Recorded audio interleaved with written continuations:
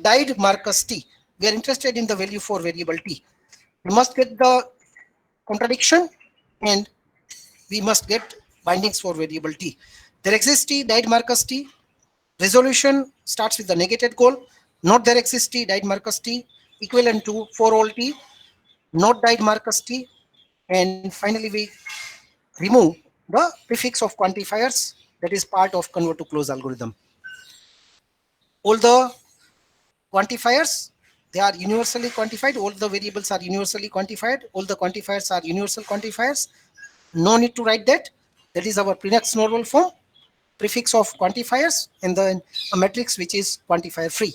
So we just remove those quantifiers. Not died Marcus T. That is my current negated goal. And database we are taking is died X179. All Pompeians died when the volcano erupted in 79 AD. That particular clause we are taking because it is in terms of died. My current goal is not died. The binding is Marcus for X1 and 79 for T, and the resultant is not Pompeian Marcus. The resultant is not Pompeian Marcus. We resolve with Pompeian Marcus, that is our clause number 2. We get the necessary inconsistency or contradiction. Now, value for variable T, we got the contradiction. Negated goal is false, original goal is true, and the value for variable T, it is 79. So answer for the question when did Marcus died is T equal to 79 in the year 79 in 79 AD. So that is answer extraction using resolution, answering the fill in the blank type of question. We start with the variable name, there exists T, then we negate it, use equivalence between the quantifiers, and in the goal, in the close, we don't need to write those universal quantifiers. All the variables are by default universally quantified at the end of 9th step of convert to close algorithm. And then we are getting the necessary contradiction, and answer for variable T is 79. Answer is 79. Now, apart from this, there's another way also. Let me see if I have written that.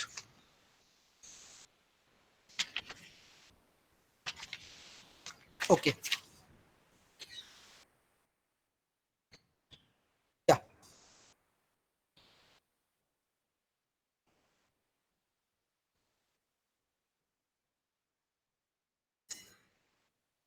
So the second method, the second approach is we start with the positive and the negative form of the goal. We start with the positive and the negative form of the goal. I don't know if somebody is trying to get admitted. Fine. Let me check.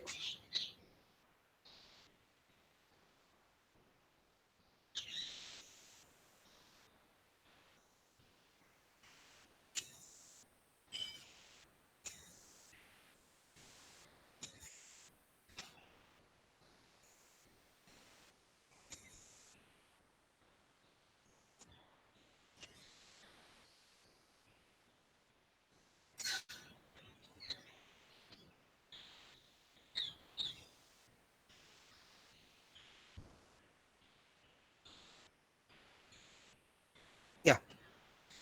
Fine. So there's a second approach for answering the question when did Marcus die. First approach we have illustrated in figure A, and here is the second approach. Died Marcus T, we start with a clause of the form in which a predicate is there in the positive and the negative form. So it is died Marcus T. It is died Marcus T or not died Marcus T. When did Marcus die? The approach is start with the positive form of the predicate as well as the negative form. So it is died Marcus T or not died Marcus T. We are interested in the value for variable T. When did Marcus die? One of the approaches we have shown, there exists T, died Marcus T. Approach number 2, where we start with died Marcus T or not died Marcus T, positive and the negated form of the predicate we start with. And in the same way we select not Pompeian X1 or died X179 because we have died in the right hand side in the positive form, left hand side already there is a negative form. So with the substitution Marcus for X1 and died x1 79 Marcus for x1 79 for t. The resultant is died Marcus 79 or not pumping x1 is the top rightmost topmost, not pumping x1, that x1 value is Marcus for x1, the resultant. Pumping Marcus is clause number 2, cancels out not pumping Marcus and pumping Marcus. Resultant is died Marcus 79, and this is my answer, died Marcus 79. Approach number 2. Start with the positive in the negative form of the predicate that is to be proved, and then follow the conventional way. Select parent clauses in the normal way, and then we have a interim clause of the fact.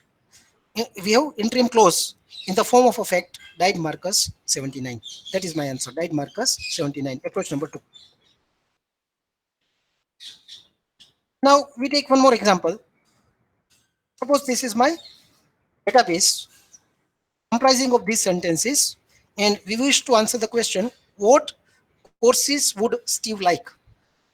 Question is, what courses would Steve like? In the sentences that are given to us, the sentences are Steve likes easy courses, and we use resolution. We need to convert these sentences into the first thing is to write well-formed formula in first order predicate logic. So write WFF in predicate logic and then convert this WFF into the clause form.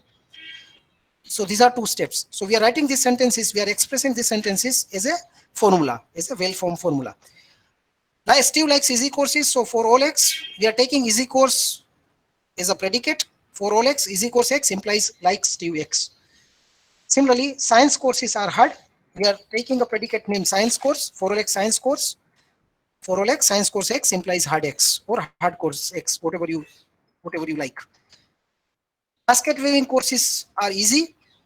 My third sentence given to me, the third sentence given to me is basket weaving courses are easy. So for all x, BW course x implies easy course x.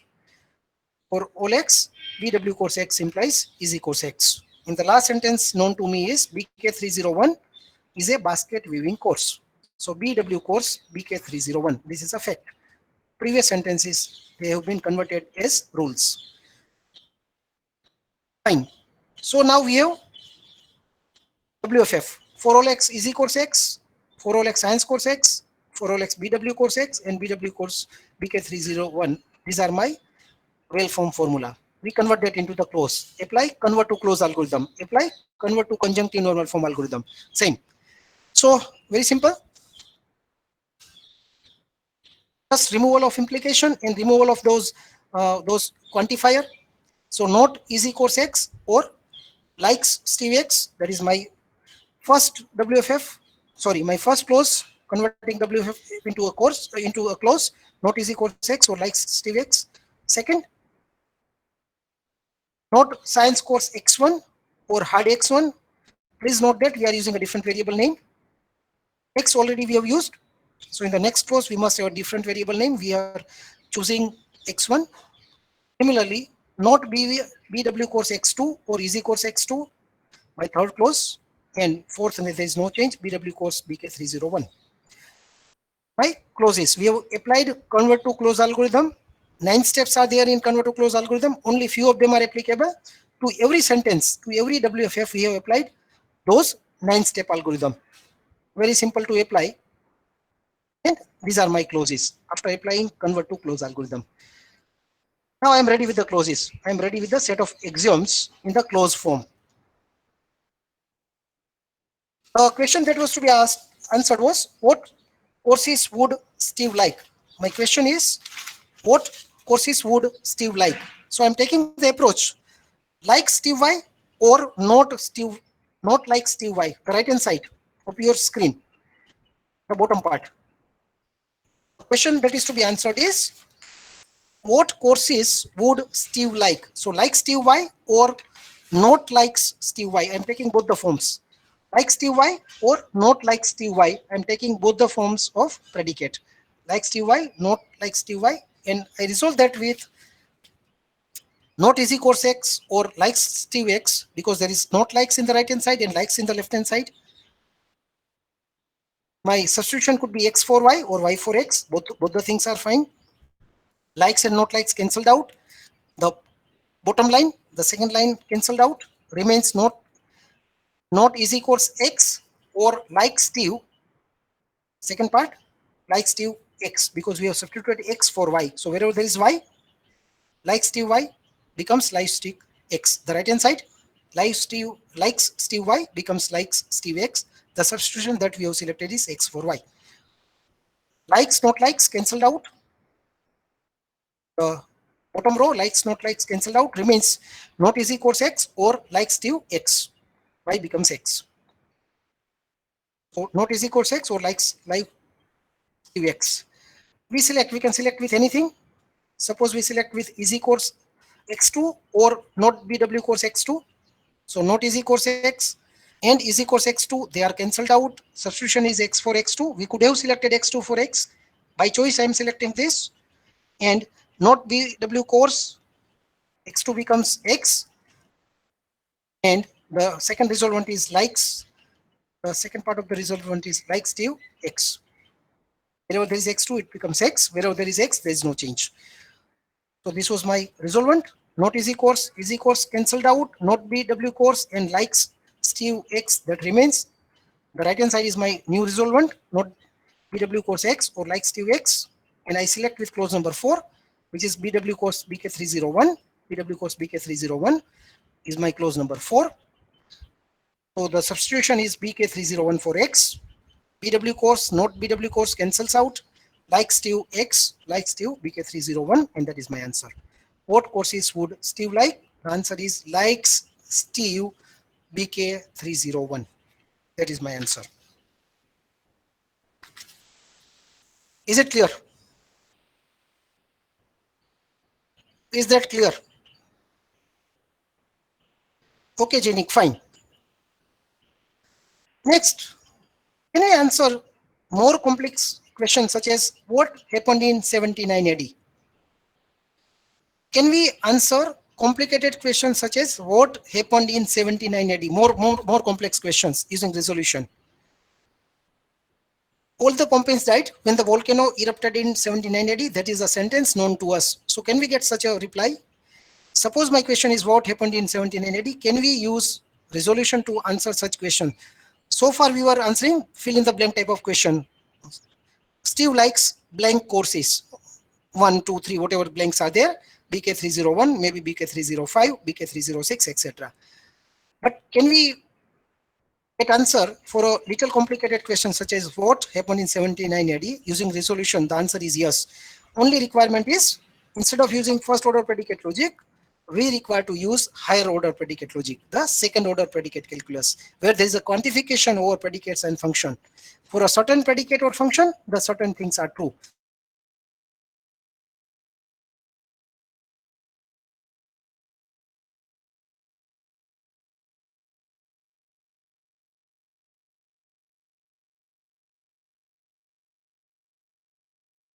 Predicates and function, that is the second order or the higher order predicate calculus. So if we can write something like event, and within that event there is one more predicate erupted. So event erupted volcano 79, if that is the representation, then there is no limit of resolution. Then we can extract answer using resolution. Here is the example. What happened in 79 AD? So event x79 or not event x79, the right hand side of your screen. What happened in 79 AD converted into the form event x79 or not event x79. That is how we use resolution in answer extraction. Start with the positive form as well as the negative form. And assumption is we are given expression in second order predicate calculus. Event erupted volcano 79, that is a fact that is known. And then we resolve this with not event, that is not event. This is event, left hand side is event. Right hand side it is not event, cancels out. The binding for the variable x is erupted volcano. The substitution is erupted volcano. And what remains is event. Value of x is erupted volcano 79. Left hand side event, right hand side not event cancels out, remains the right hand side event, and value for x is erupted volcano. Therefore, from the right hand side event, the value of x is erupted volcano, 79. This is the answer. We get the answer from the database, event erupted volcano 79. We can use resolution for answering complicated questions as well. provided there is no limitation of the logic, the calculus. We are going for higher order predicate calculus. Event erupted volcano, that is a higher order predicate calculus. Erupted within event, that is higher order predicate calculus. Fine. So this is all about resolution. Maybe is there any limitation of resolution, which it is a very powerful inferencing technique. The only limitation of resolution is that it is not natural to human beings. The way resolution functions, it is not the way human beings work. So the procedure is not natural to humans, and if the procedure is used for example, for proving a theorem, then possibly it would require interaction with human. We require input from human, and more likely that humans would not be comfortable helping the system. The procedure is not natural to humans. Example is of theorem proving, and most of the time in theorem proving, if you start with a proper construction, then it becomes easier to prove a theorem. So for that construction, maybe we require help from the user. We require user interaction with the computer system. Using resolution, maybe it's not natural. Use of resolution, the way resolution functions, that is not natural to human being. That's the only limitation. Otherwise, it's a very powerful inferencing technique. So with that, we complete the resolution topic. Earlier, we discussed the backward chaining inferencing technique. Now resolution is over. Any doubt? Is it clear?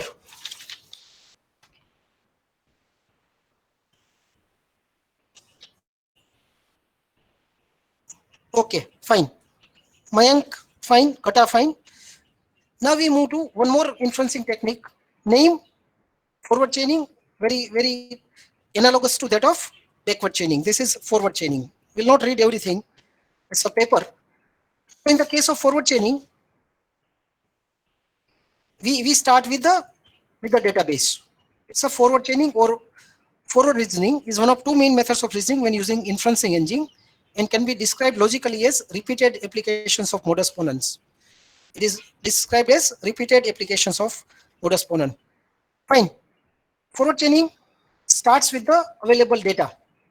Forward chaining starts with the available data and uses inference rules to extract more data from an end user perspective until a goal or a set of goals they are reached. An inference engine using forward chaining searches the inference rules until it finds one with the antecedent. It means the conditions is known to be true. Antecedent, that's a condition. When such a rule is found, the engine can conclude or infer the consequent. The consequent, antecedent, these are the preconditions. Consequent. If then, so antecedent is if, the consequent is then, resulting in the addition of new information to the data. So let us take an example. Forward chaining, unlike backward chaining, here we start with the data. It is considered to be a data-driven search. From the set of facts known to us, from the set of things known to us, if you want to find out the certain things that can be proved, we use forward chaining. In the case of backward chaining, we are given a target, we are given a goal. It's a goal-driven search. Can we prove the given goal using available knowledge? If that is the requirement, then we use backward chaining. If from the available knowledge, we want to find out the different things that can be proved, we use forward chaining. And here is an example. Take this database. If X croaks and X eats flies, then X is a frog. If X croaks and if X eats flies, then X is a frog. If X chirps and X sings, then X is a canary. If X is a frog, then X is green. If X is a canary, then X is yellow. Let us illustrate forward chaining by following the pattern of computer as it evaluates the rules. Assume that the following facts. It's given, it's known. These are the facts. Above are rules. 1, 2, 3, 4 rules. 1 and 2 below, these are facts known. Freeze croaks and freeze its flies. This is known. Now with forward reasoning, the inference engine can derive that freeze is green in a series of steps. Can we derive? Freeze is green in color. Can that be derived using forward chaining? Let us try to see how the computer system would work. How a computer program would take these rules and facts. Since the base facts indicate that freeze croaks and freeze its flies. These are the base facts already given to us. Since the base facts indicate that freeze croaks and freeze its flies, The antecedent of rule number 1, the antecedent or the preconditions, if part, if x croaks and x eats flies, now value for x is freeze. Freeze is known to croak, freeze is known to eat fly, freeze is known to eat flies. So antecedent of rule number 1, both the things are satisfied with the value of x freeze, then x is a frog. Since, let us look into observation number 1. Since the base facts indicate that freeze croaks and freeze eats flies, the antecedent of rule number 1 is satisfied by substituting freeze for x, and the inference engine concludes that freeze is a frog. Then part, then x is a frog. Rule number 1, x is a frog. Value for x is freeze. Conditions, preconditions or the antecedents satisfied. Conclusion, freeze is a frog. That is my observation number 1. Freeze is a frog. Freeze is a frog. Continuing further, let's see antecedent of rule number 3. If x is a frog, then x is green.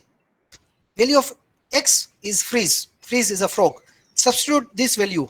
Freeze is a frog. The conclusion, freeze is green. So observation number 2, the antecedent of rule number 3 is then satisfied by substituting freeze for x, and the inference engine can conclude freeze is green. So this is proving certain thing or reaching to a certain goal using forward chaining. Using given rules, using given facts, we come to a conclusion. Here, using this, we concluded that freeze is green. With the forward chaining or forward reasoning, the inference engine could derive that freeze is green in color using these steps we have shown.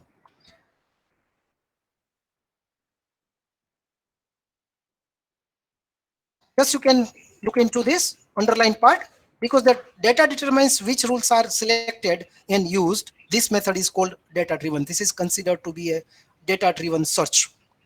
The data determines which rules are used. For example, we knew that freeze is frog, so this particular data fired rule number 3, that helped to decide rule number 3. So because the data determines which rules are selected and used, this method is considered to be a data driven search, compared to or in contrast to a goal driven backward chaining inference. The forward chaining approach is often employed in a successful expert systems such as CLIPS.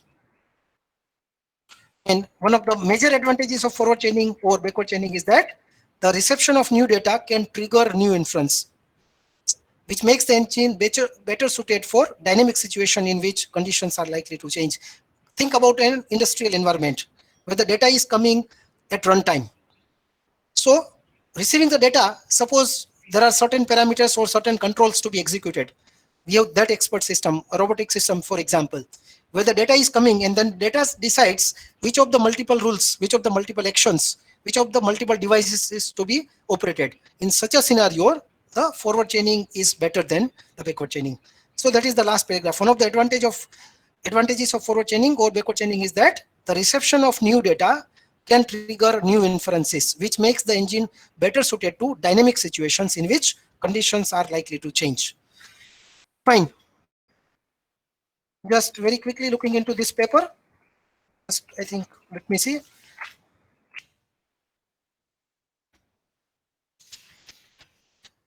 This is a paper of a University of Applied Science, Switzerland-based university.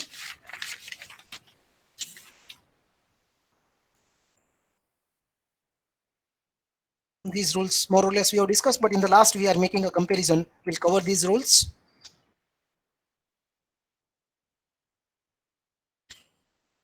This is, you can look into this particular figure. Choosing forward or backward chaining. If you already know what you are looking for, then it is backward chaining. Goal is known. I want to confirm the goal. The goal is given to me. I want to prove that goal. Using given knowledge base, can I prove that? Use backward chaining. If you already know what you are looking for, use backward chaining. And if you don't know, if you don't necessarily know the final state of your solution, usually if there are multiple solutions, then use the forward chaining. What are the things that can be achieved using my given set of inputs? If I want to determine that, I'll use forward chaining. Starting states, if you look into the picture, those are facts, and then we have goal state.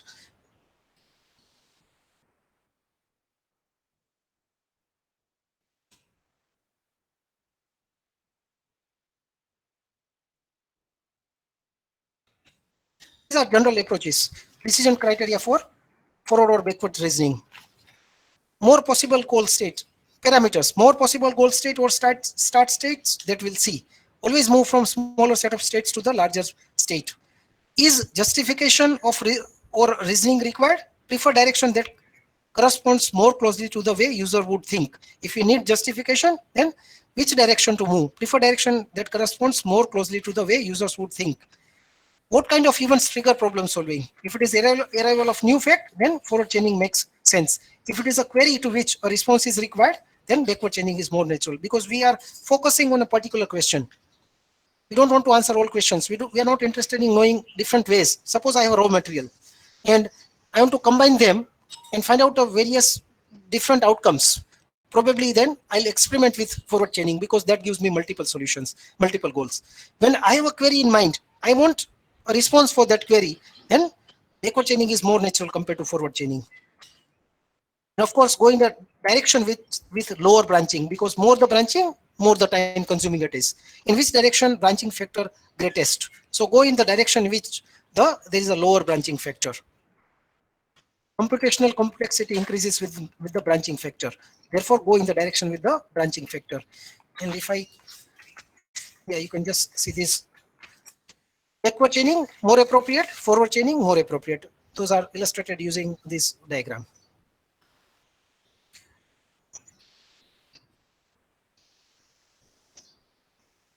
Multiple things in the right hand side. We have multiple starting possibility. Lot many initial facts are known.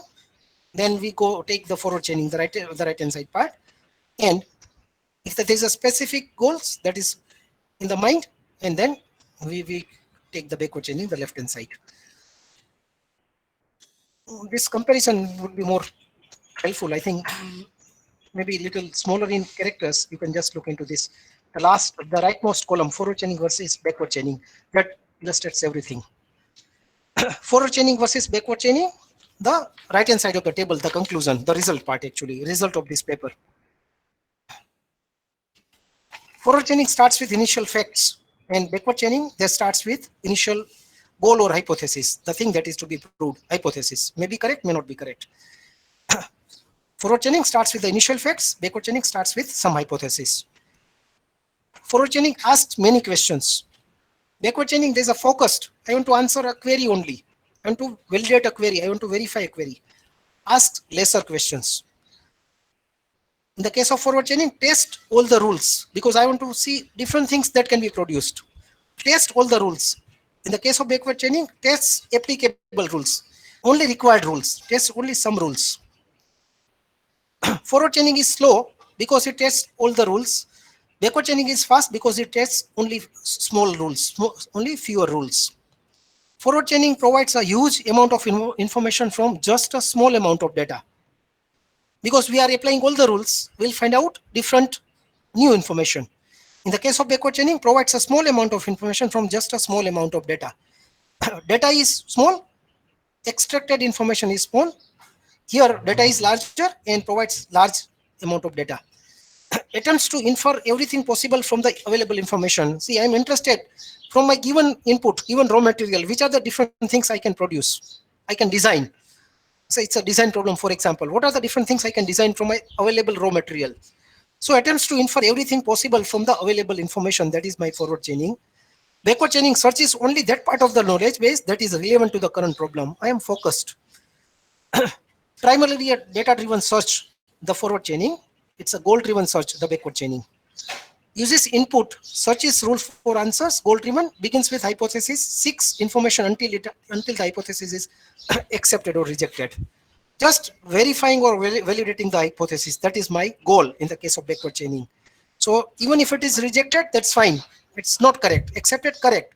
Only look into that particular path. That is my backward chaining. Forward chaining is a top-down reasoning. From the start state, we go to the goal. Bottom up, we start with the goal and then go to the start. That is bottom up reasoning. works forward to find conclusion from facts, that is forward chaining. Works backward to find facts that support the hypothesis. In the case of backward chaining, I want to prove the hypothesis. I try to prove the hypothesis. So I find out the facts that are relevant to prove the hypothesis. I'm looking into those facts only. Whereas in the case of forward chaining, works forward to find conclusion from facts. Various facts are considered to get different conclusions. So we can say forward chaining, it is tending to the breadth first search, that is growing level by level. It is going level by level. Whereas backward chaining, we are following a particular path. So it is tending towards depth first search. Forward chaining, it is suitable for problems that start from data collection, example planning, monitoring, control, from a very basic things, from the data collection. It is suitable for those kind of problems which is starting from the scratch. Whereas in the case of backward chaining, suitable for problems that start from a hypothesis. For example, a medical diagnosis problem. There is a suspension, there's a suspect about a particular disease. So I want to prove that that disease the patient has, that is my hypothesis. The person is suffering from say X disease. I require certain facts to prove that. Then it is starting from the hypothesis. And to prove the hypothesis, I use backward chaining. So medical diagnosis or even those spies, those jasos, he has a certain thing in mind. There's a certain doubts in his mind, and that hypothesis he wants to prove using the available facts, basically connecting the dots. That is my backward chaining approach. Forward chaining is non-focused because it infers all conclusion, may answer unrelated questions, gives everything. That is forward chaining. Answers unrelated questions. That is forward chaining. Backward chaining focused questions, all focus to prove the goal and search only the part of knowledge base that is related to the problem. No, is keeping eye on the problem only. No, that is Arjun's approach, focusing on the eye only, eye of a sparrow, nothing else. That is my backward chaining approach. Explanation not needed in forward chaining because I'm giving everything. You take it, whatever you need. Explanation is required whenever there's a justification kind of thing. Then backward chaining is preferred over forward chaining. All data is available in the case of forward chaining, and data must be acquired interactively.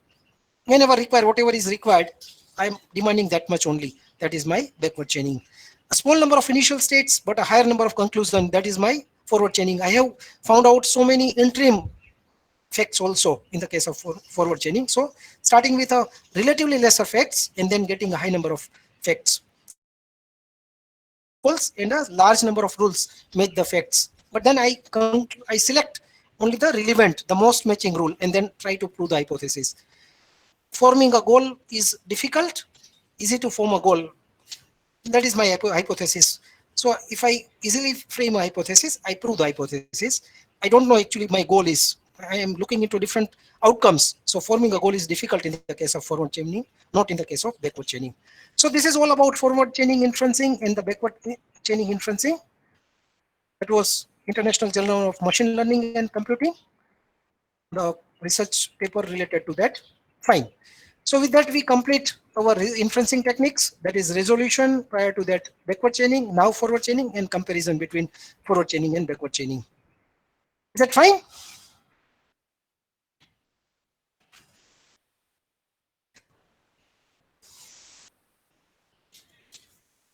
Yeah, machine learning actually that is part of AI. That is a subset of AI. So whatever concepts we learn, that is applicable to various algorithms that are used in machine learning.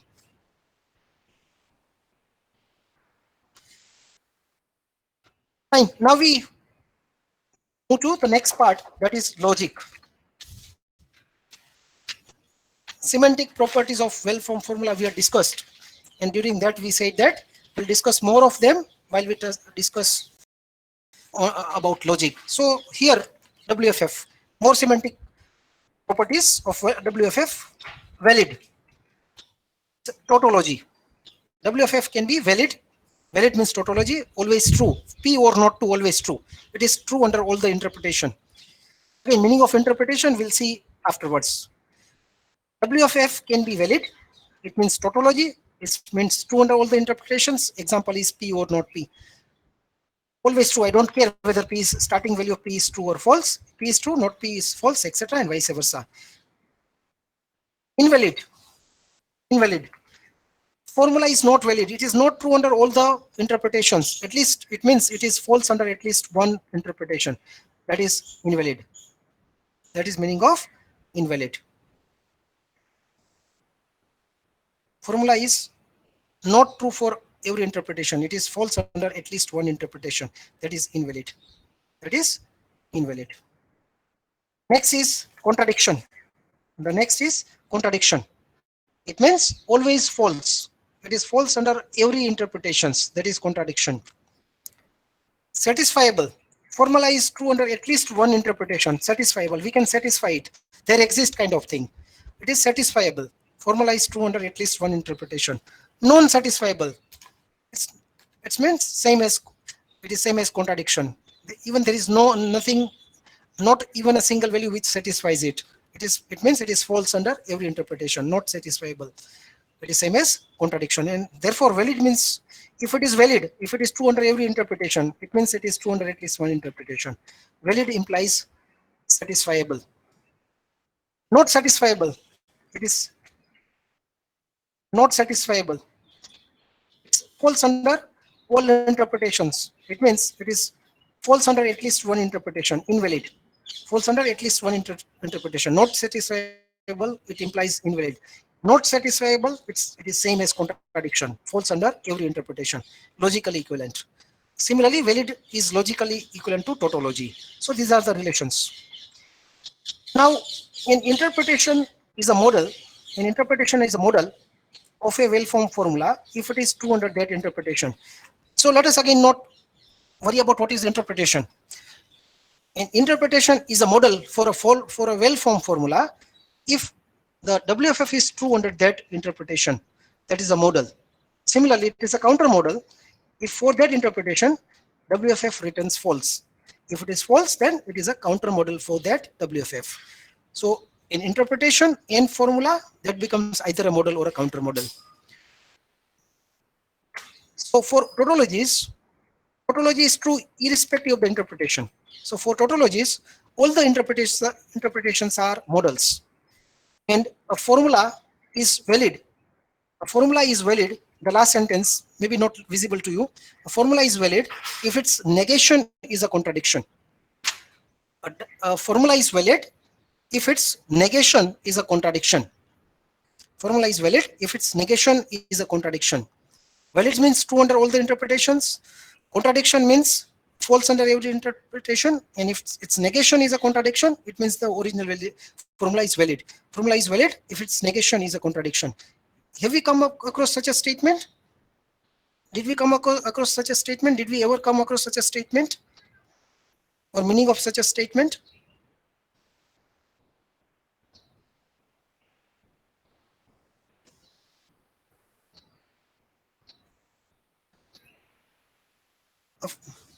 Yeah, exactly, Muktan. That was just resolution, used in resolution. A formula is valid if its negation is a contradiction. Correctly said, Muktan. It is used in resolution. Same principle we are using in resolution. So let us start with the example. Logic we are discussing. This is my WFF. First order predicate logic formula for all x px. Now this is the interpretation. It means specifying the domain, specifying the predicate, and specifying the function, if any. That is the meaning of interpretation. WFF, my formula for all x px. My domain, I'm talking with reference to the domain. This is set of whole numbers or natural numbers plus 0, the set of whole numbers. And px is the relation, is the predicate of the relation x is odd. For all x px, px is the relation x is odd. Domain is my set of whole numbers. And the formula for the given interpretation returns, what should be this?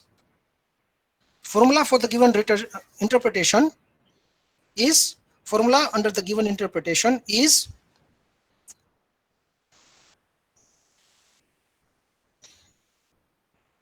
can unmute and answer. Muktan or Gata can unmute or answer. For the given interpretation, formula is, interpretation means specifying the domain, specifying the predicate, specifying the function if any. Specifying the function if any. Under the given interpretation, the formula returns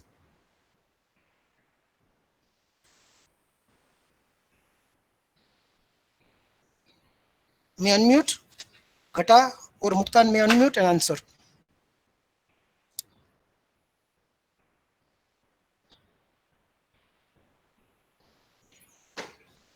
Anyone else can answer using message, no problem.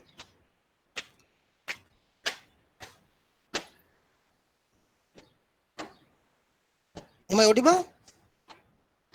Yes or no?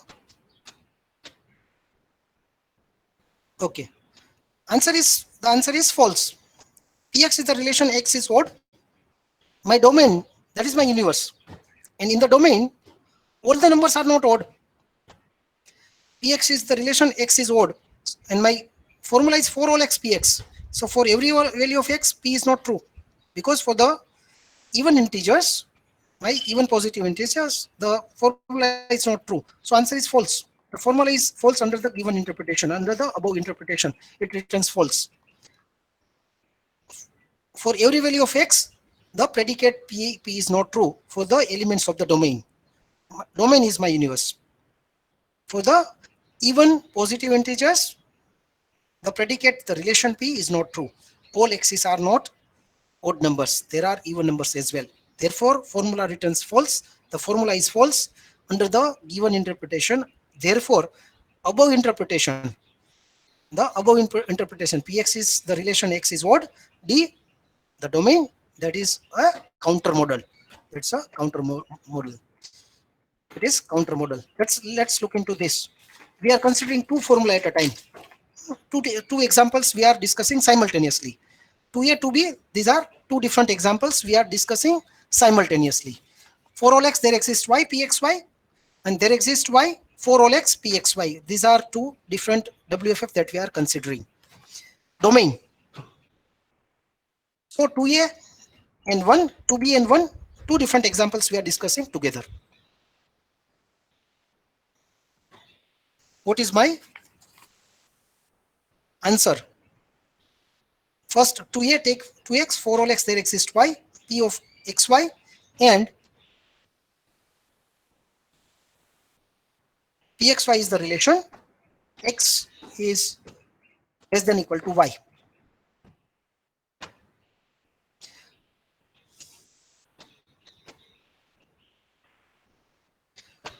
Let us first consider 2a, formula 2a in domain 1. Yeah, man, that is valid. 2a is valid. 2a is valid. That is the answer, Muktan. Because pxy is x is less than equal to y. So my x could be 0, 1, 2. This is a fixed domain. This is a finite domain, 0, 1, 2. Okay, fine. And what about 2b?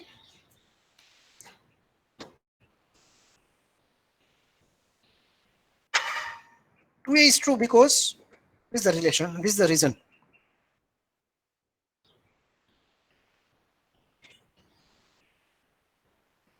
No, I'm asking whether this is true or false. Under the given interpretation, WFF 2b. Muktan is saying it is false.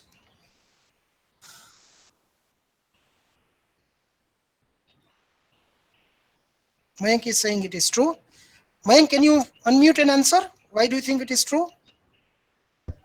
Yes, sir. There exists any y means from all the domain we should have at least one y for which we can say that all x are less than or equal to y. And So which is for that y? 2, 2. 2. So for Exactly that said. Rightly 2, said. Yeah. Rightly said. Absolutely correct. Fine. In the second formula, what we require? We are fixing y first. We are binding y. We require one y. Across all the values of x, the relation p of xy should be true.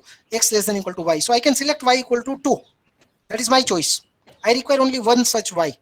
So that such y I am fixing first, and that y I am fixing equal to 2, y equal to 2, and then I can take x equal to 0 or 1 or 2. Whatever you take for every x, p of xy, that is x less than equal to y, that is true. In both the cases, the answer is true. In both the cases, answer is true. In the first case, I am fixing x. So when I x equal to 0, I can select y equal to 0 or 1 or 2. Then when I take x equal to 1, I can select y equal to 1 or 2. And third, when x is 2, I can select y equal to 2. In both the cases, the answer is true. The formula, both the formula are true under given interpretation. Both the formula, the interpretation is a model for both the formula. Interpretation is a model for both the formula. Is this clear to all?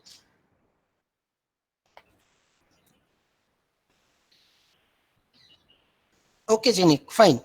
Real fine, good. So let us take one more example. We are taking same set of formula, 2a to b. Now we are changing the domain. No change in the predicate, it remains pxy is x less than equal to y, no change in the predicate. And domain we are changing to our positive, that is z, positive and negative integers. D equal to -2, -1, 0, 1, 2, 3, infinite values. And pxy is x less than equal to y, no change. No change in that. Pxy is x less than equal to y. Again, we are discussing two examples simultaneously. The examples are 2a to b. These are the formula that we are considering for the same domain.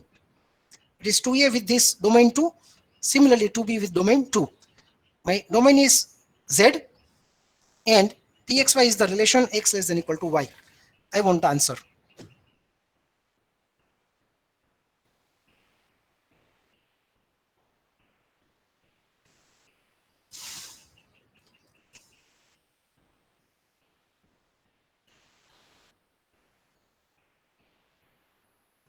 Answer for 2 is required. 2a is true and 2b is true if max is defined as infinite. Unconditional answer we require. My domain is infinite. Positive and negative both the directions. It is given to be infinite. No further clarification is needed.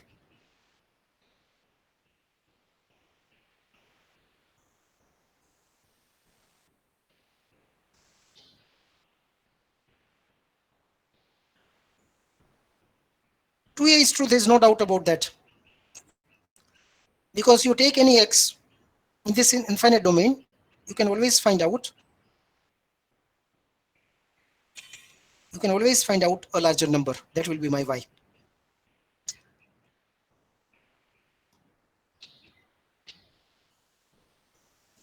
In the second case, the answer is false. So whatever larger number you may start with, whatever, because in the second example, we are fixing y. So you can take y to be a very, very large number. 2b we are discussing, there exists y for all x. So we are fixing y and we can start with a very, very large value of y. But then we have infinite numbers. I can always have x larger than that. Therefore, 2b is false. Therefore, 2b is false. Whatever the very, very large number you start with, I can always have a x larger than that. So for all x, or there exists y, for all x, pxy, that is not true. Not fix one y that is extremely large, which is larger than all the elements which are there in this infinite set. That is not possible. Therefore, 2b is false. Any doubt?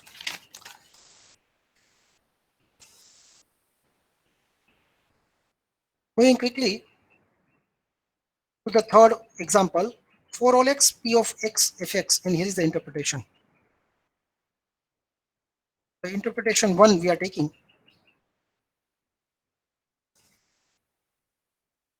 For all x, p of x, comma fx, interpretation number 1, domain is my set of whole numbers, function fx is x plus 1, and predicate p of xy is true if and only if x less than equal to y. Same predicate we are taking.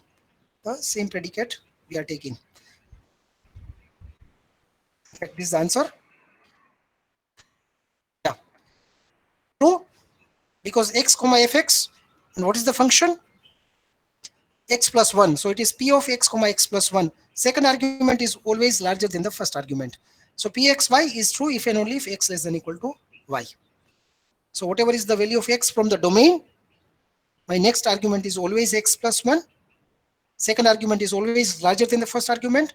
So P of xy is always true.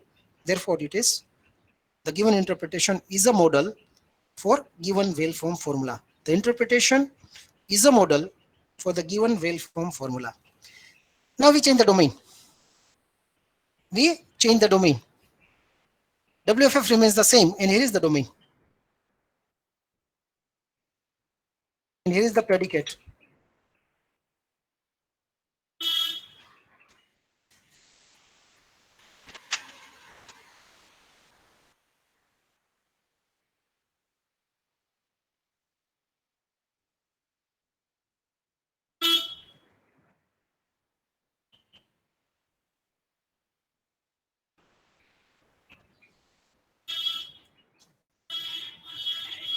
Second example,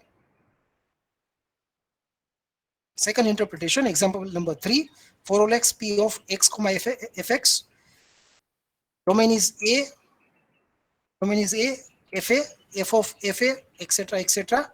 And my function is A equal to f0a, f of a is f1a, f of na is f of n plus 1a, and for all x, p of x comma fx, that is my formula original. Example number 3, interpretation number 2. 3.2, for all x p of x comma fx, that is my formula. Domain I am considering number 2, sorry, interpretation I am considering number 2. D is a, fa, f of fa, etc., etc. My function is a, f0a, a equal to f0a, f of a is f of 1a, f of fna is f of n plus 1a. That is my formula.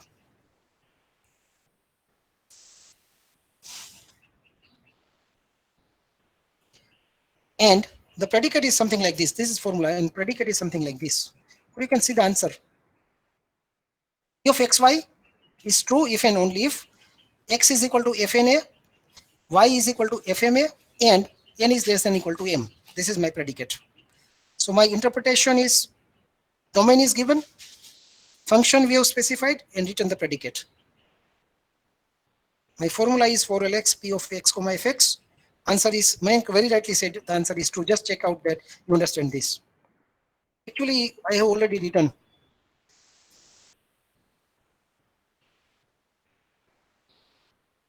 x comma f of x. So if it is my first x is fa, then f of fa is f square a. So my first value of n, x equal to f of na, and y equal to f of ma. So value of n is 1. Example I am taking is x equal to fa. So the value of n is 1. F of fa, that is f square a, value of m, that is 2, and 1 less than equal to 2. That is going to be always true, because I am in the second argument, I am applying the function one more number of time.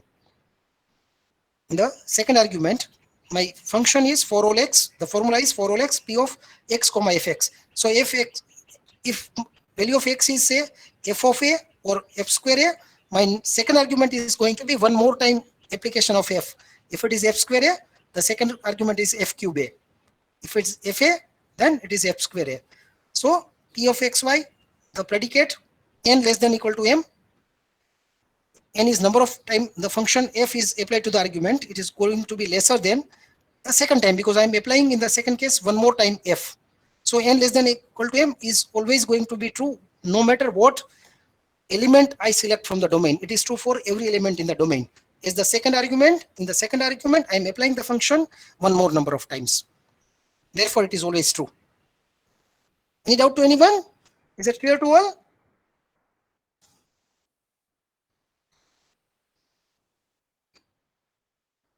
Moving to the next example. Here, and for all x px implies p of sx implies for all x px. My interpretation is this domain, the starting value is a equal to 0, s is the successor function, sx is x plus 1, and p is any property. P is any property.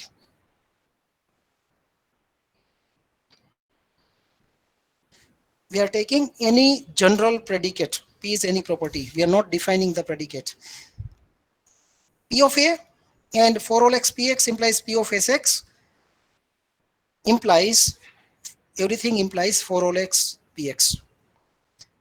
Any such thing we use, any formula you worked earlier?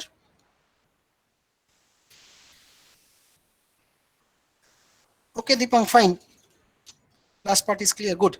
Any such formula have you come across in any of the subject? P of A and for all x px implies P of Sx implies for all x px. Any subject you have come across? Discrete maths or something, or mathematics or anything? Have you come across such a formula?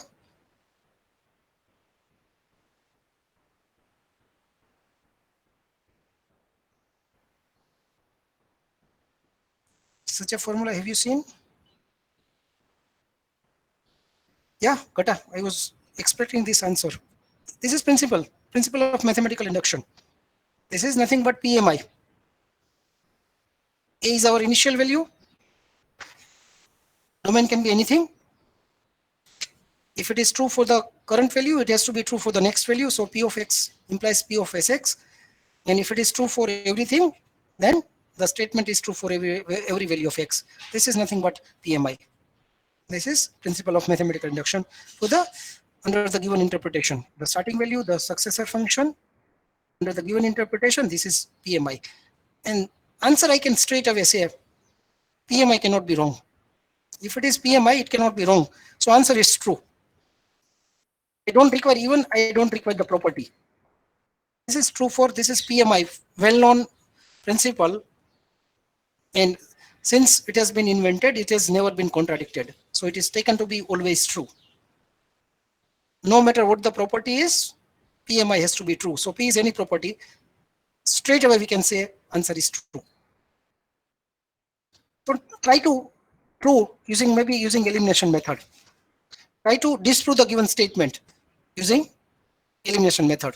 Can we disprove this? And if we can't disprove this for all the cases, after considering all the cases, under all the cases, if we find this to be true, or we can not disprove that under any case, then the statement is true because we don't know the property. This is a general property.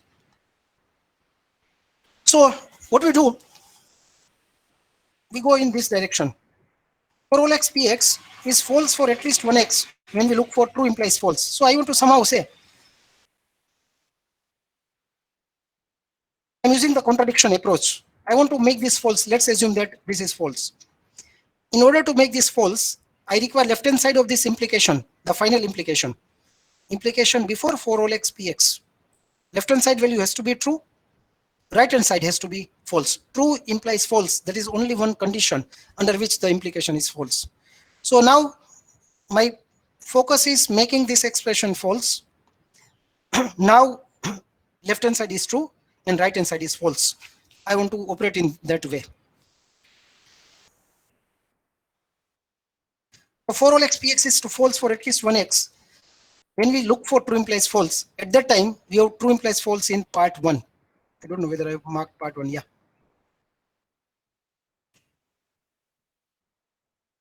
So for 1x, the for all x px, right hand side is false. So p is not true for every value of x. So for 1x, we have the value of p false. Therefore, if you look at, we are looking for true implies false. At that time, we have true implies false in part number 1 because initially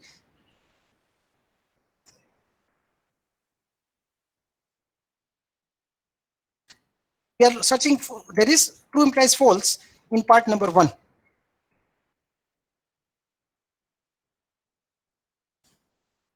So for somewhere there is true implies false in part number 1.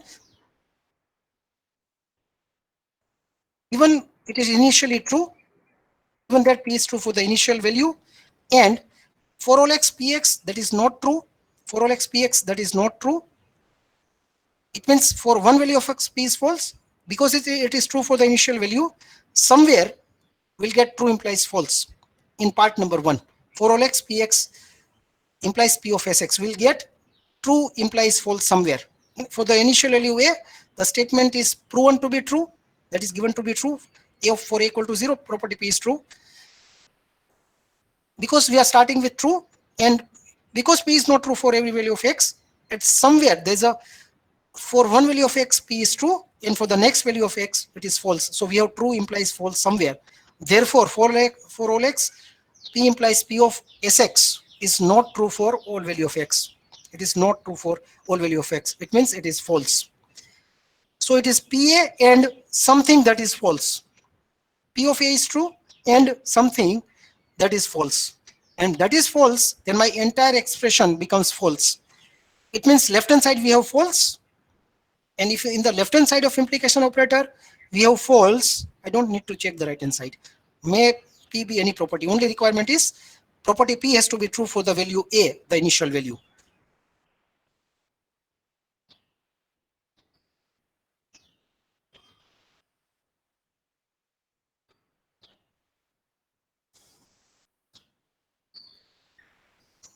That is the false implies star is true. I mean, if by chance under this interpretation we have not said whether p of a is true or false, in case p of a is false, for the initial value if it is false, then I don't need to check anything. Entire expression is false and false implies star is true.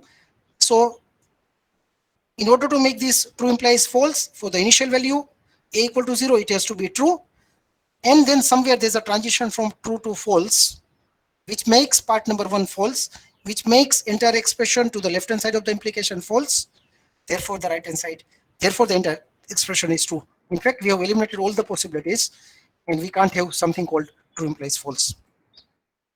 That is noted over here.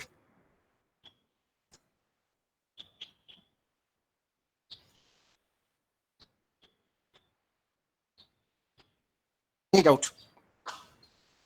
We have eliminated all the possibilities and it can never be false. That is what we claim. Any doubt to anyone?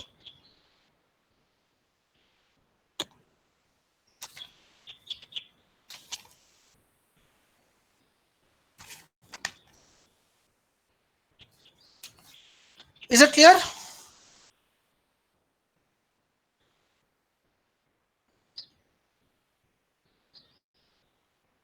Is that clear?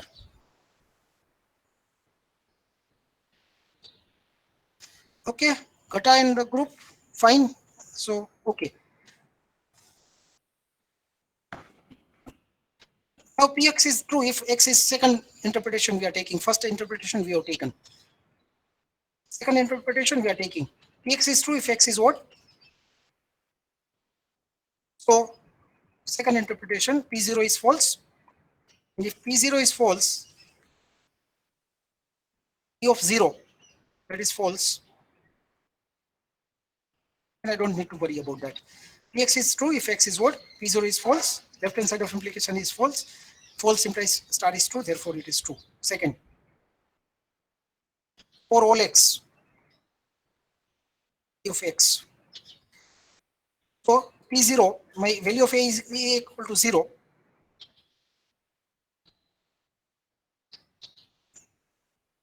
And Px is relation, and now I'm specifying the property. In the first case, there was no need to specify the property, no matter what the property is. Here we are specifying the property. X is true if x is what? So my P of 0, my P of 0 equal to 0, P of 0, that is false. So in the expression, if P of 0 is false, I don't need to worry about anything, because left hand side of the main implication, the outside implication, the rightmost implication, that is false. So I don't need to worry about remaining things. That is true. Interpretation number 2, specifying the predicate, Px is true if x is what? Remaining things unchanged in the previous interpretation. Same thing, same previous interpretation. Only addition is changing the property P. Instead of any property, in interpretation number 2, it is Px is true if x is what? Again, answer is true. Now, we are changing third interpretation. Domain we are taking whole numbers, a equal to 0, S(x) the successor function, and P is true if x equal to 0. P is true if x equal to 0. Same formula. Now changing the interpretation. My domain is whole numbers, a equal to 0, S(x) is the successor function, and property P is true if and only if x equal to 0. If and only if x equal to 0.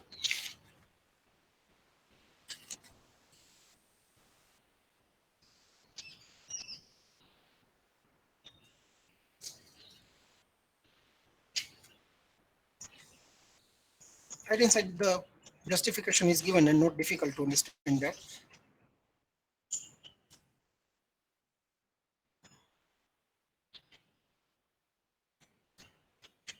P of 0 is true. P of 0 is true.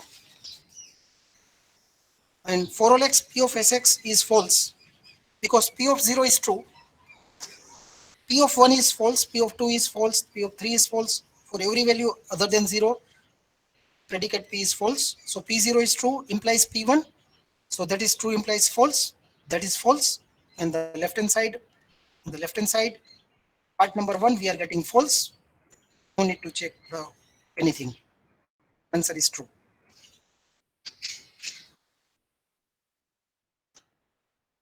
Answer is true. So it is true.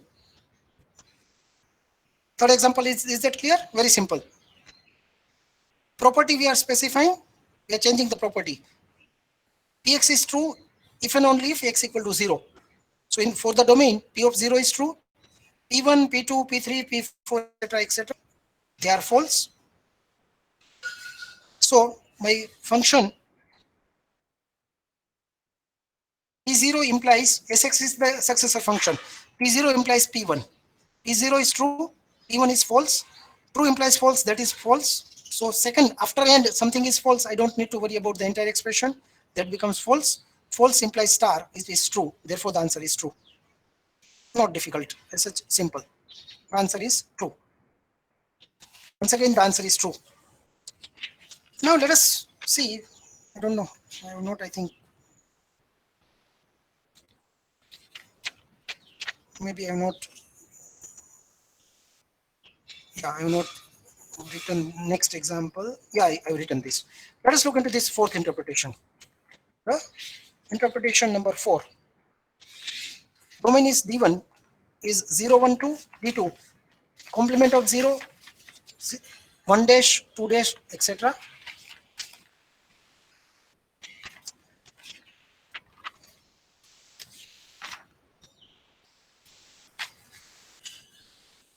D1, D2. My domain is now union of D1 and D2. Same formula. Domain I am changing. I am taking union of D1 and D2. D1 is 0, 1, 2, the whole numbers. D2 is 0 dash, 1 dash, 2 dash, etc.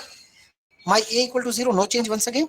Sx, the successor function, if x is belonging to D2, and complement of x plus 1 if x belongs to D2. That is a revised successor function. Sx is x plus 1 if x belongs to D1, that is x plus 1 dash if x belongs to D2. Similarly, my Px is true if x belongs to D1 and it is false if x belongs to D2. Whether this interpretation is a model or a counter model for the given well-formed formula. Same well-formed formula. This one, 4. Pa and for all x px implies p of sx implies for all x px. Now I have changed the interpretation.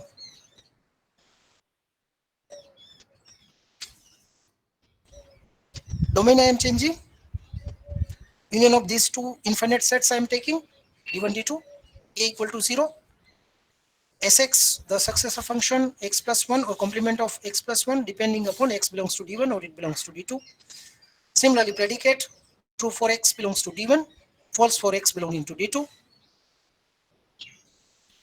Now I want to find out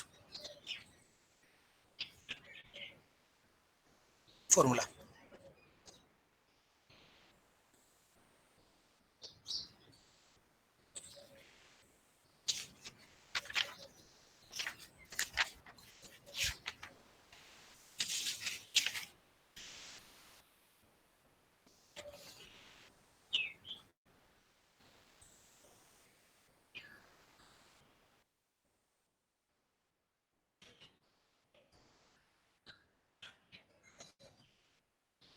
Observation 1, P0 is true.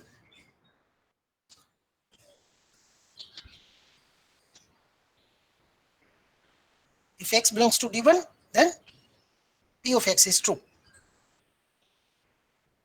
So A equal to 0 and 0 belongs to D1. So P of 0 is true. So true and something. Now first part is true. So we cannot we cannot make that false. If that is false, we don't need to do anything because that becomes false implies star. So first part is true. Now look into the second part.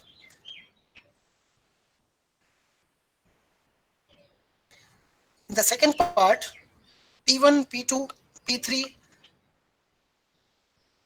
all of them are true because Px is true if x belongs to D1.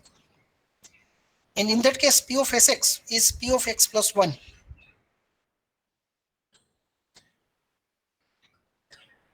P of Sx is P of x plus 1. And again, if it is 1, if my value of x is 1, then this becomes 2, P of x plus 1. So basically, we are here taking case of D1, but is true implies true, for x belongs to D1. Similarly, for the elements of D2, P of 0 dash that is false, P of 1 dash that is false. So the predicate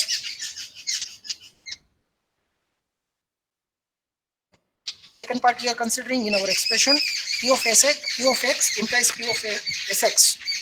That is false implies false in B2. In B2 it is false implies false.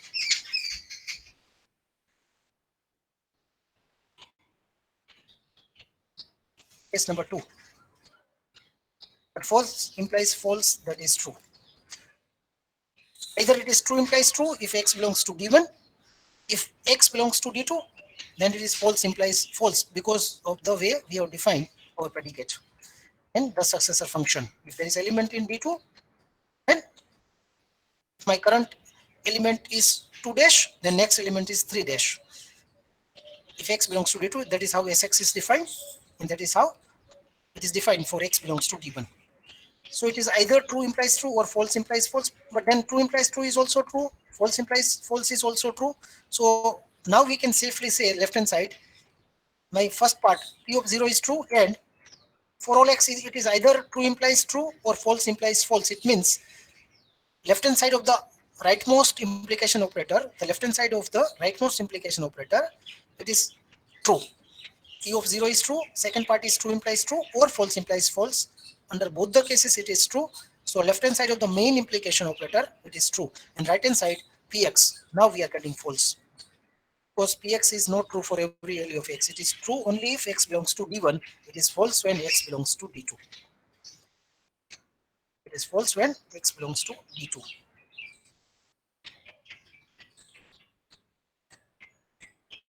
So our interpretation is a counter model for given WFF. By playing with the interpretation, we made this a counter model. You made the given interpretation to be a counter model for the given well-formed formula.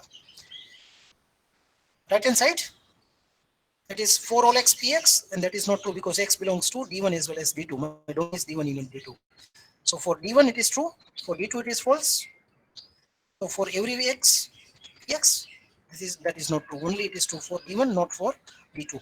For every x p of x, my universe is the domain. So for x in D1 it is true, for x in D2 it is false. So for all x px it is false. Left hand side is true, right hand side is false. Therefore answer is false. Therefore given interpretation is a counter model. The interpretation that we have discussed is a counter model. This is a counter model. This is a counter model. Counter model for the given well-formed formula. Fine. So this is all about models and counters. We take few examples. Let us look into this.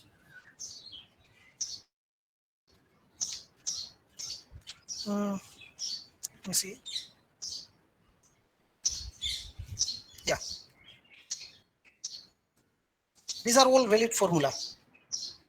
Let's look into this. These are all valid formula. For all x px, if p is true for every value of x, then there exists x for which p is true. That is always true. If p is true for every value of x, every value With reference to what? With reference to domain. Always there's a domain. So if P is true for every value of X in the domain, then for some value of X in the domain, P can be true. That is, this is always true. It's valid. In the second case, we are putting that some value of X equal to A. So for all X, Px implies PA. That is also true. And there exists, number 3, there exists Y for all X, P of XY. There is one Y, there is some Y, such that for all X, P of XY is true. Then it implies that for every X, there is some Y for which P of XY is true. This is true. See, if I'm fixing Y, and for every X, I'm finding out some Y which makes predicate P true. Then in the right hand side, I require some Y. So I can have either the same Y which I have already fixed, or I may have different Y. So if I am not getting a different Y, I already have one Y, which makes P true for every value of X. So for every value of I require some Y, and that some Y can be already the one which has been fixed. Therefore, this is valid, always true, it's valid. And for some X, P of XX is true, then I can always say there exists X, there exists Y, because that Y will be equal to same as X. Y equal to X. I require only one Y, some Y, so that some Y could be same as X. So right hand side of the implication, there exists X, there exists Y, that is there exists X, there exists X, P of XY. I can have different, I can have some same. If I'm not getting different, I can make the second argument same as the first argument. Always true, valid, doesn't depend upon the interpretation. Similarly, for all X, Px or for all X, Qx, left hand side is true. It means P is true for either P is true for every value of X or Q is true for every value of X. I can always say right hand side, for every value of X, Px or Qx is true. Either P is true for the entire range of X or Q is true for entire range of the X, then definitely without worrying about the interpretation, right hand side, I can always say for value of X, Px or Qx is true. In any case, P is true for every value of X or Q is true. So I don't need to worry. Whether, I mean, I can always say Px or Qx is always true, no matter what the interpretation is. There exists one value of X, number 6 we are discussing, which makes P and Q both true. Then I require some X which makes P true. I require some X which makes Q true. Right hand side I can say always true. I can repeat X. I can repeat X for P as well as Q. So right hand side will always be true no matter what the domain is, what the interpretation is. If Px and Qx is true for some value of X, then P is always true for some value of X and Q is always true for some value of X. I can repeat that some value.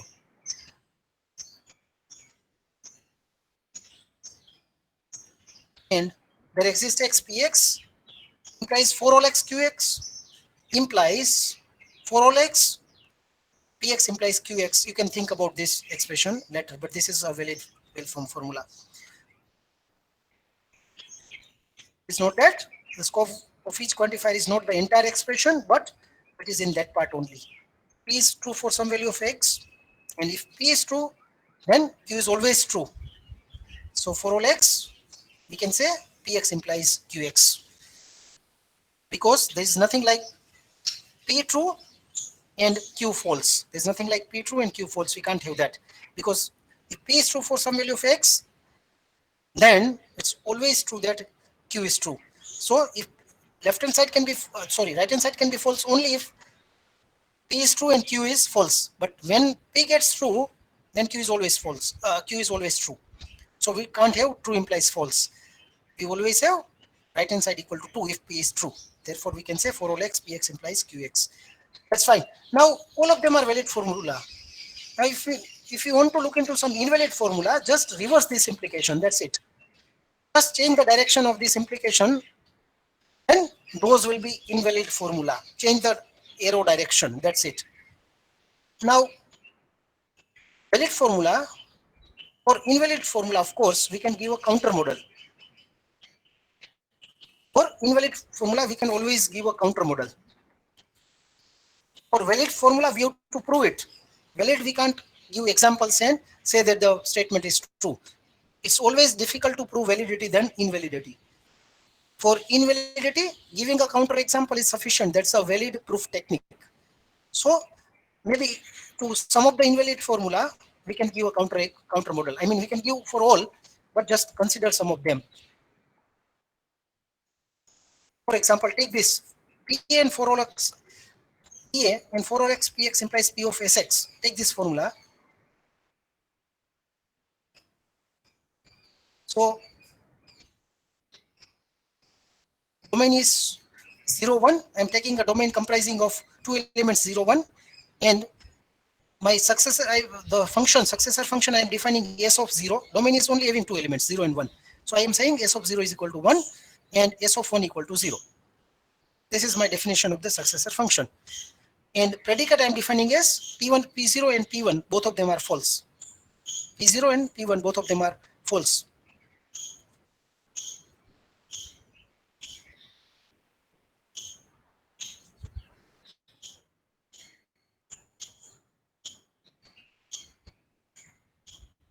Let me go to some different part. Just a minute.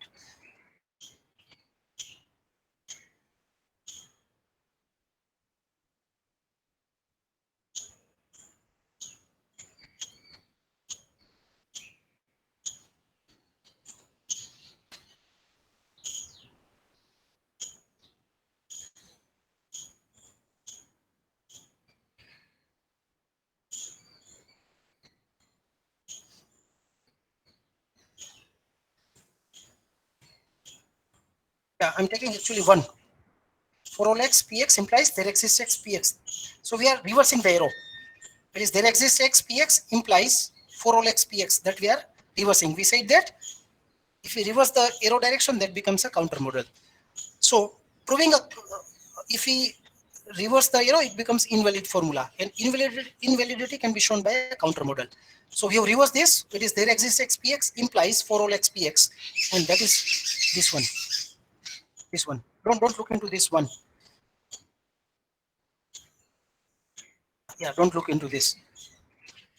My formula is there exists px, there exists x such that px implies for all x, px. That is invalid. We claim that that is an invalid formula, and here is our proof for the claim. A I am taking 0, A I am taking 0,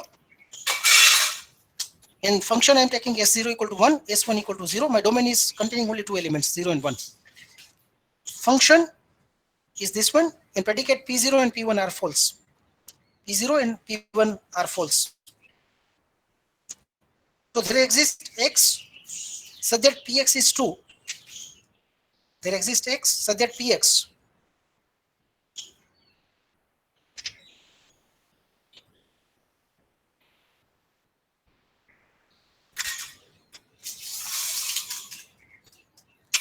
Let us take p1 to be true. Let us take p0 to be true. We are changing this. We are changing this. What we are doing? We are taking p1 to be true and p0 to be false. My domain is 0, 1. The formula that I am considering, let me directly go to the formula to avoid confusion. Formula 1 we are taking. Okay. Domain that we are selecting is 0, 1. Currently we are considering there exists x, px implies for all x, px. That is my formula. Predicate that we are taking is p0 is false, p1 is true. p0 is false, p1 is true. So there exists x, px. It is true because it is true for x equal to 1. So there exists x, px is true. And left hand side it is for all x, px. That is false because p is true for x equal to 1 and it is false for x equal to 0.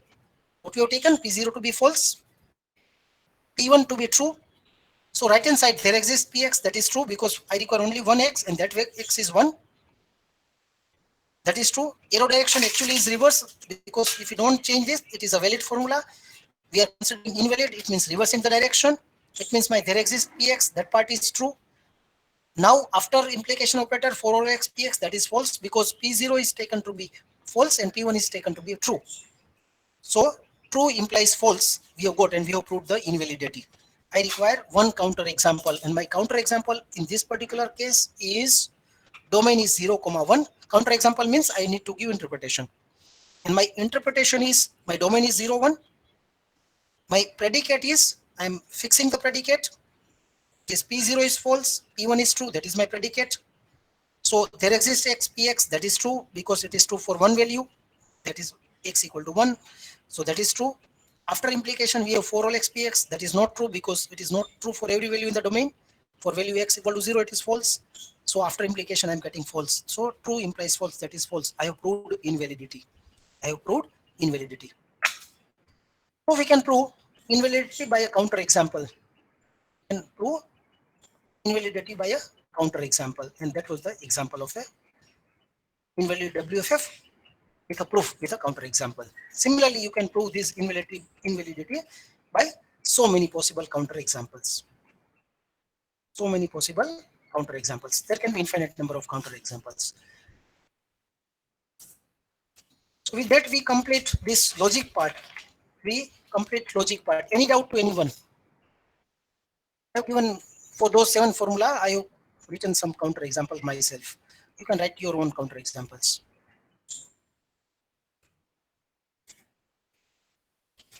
And with that, we complete logic and only semantic net and frames.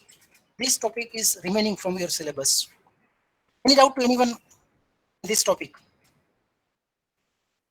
Is it clear to all?